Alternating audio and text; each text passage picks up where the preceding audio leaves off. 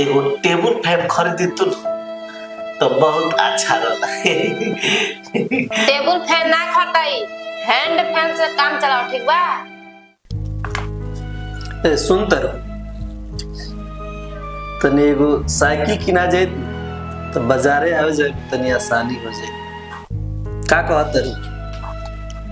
बाजारे पैदल जा लो, ठीक बा? जोन तू लोग दोनों जानी बैठ के 10-10 गो रोटी खाता रहो, ओकरा के पचावे खातिर मेहनत कर जरूरी बा, ठीक बा? कुल जाना के हड़िया जैसन पेट निकल गइल बा, या तो खाइल कम कर लो आ ना तो ज्यादा मेहनत कर लो।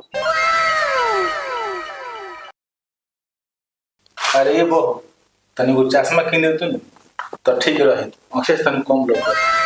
आज किरिन केने उगरल?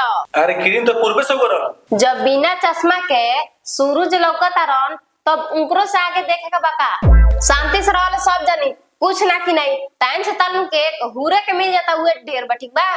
नीमन कपड़ा और चिकन बिछाने मिल जाता नु, एकरा से ज्यादा कुछ ना मिली, ठीक बा? ए गोड़वा दाबे दर्द करता। अच्छा बुलाओ तनी। ए मुनवा कहां बाड़ीस रे? तनी आके अपना भाभी के पैर दत्ता जल्दी आ।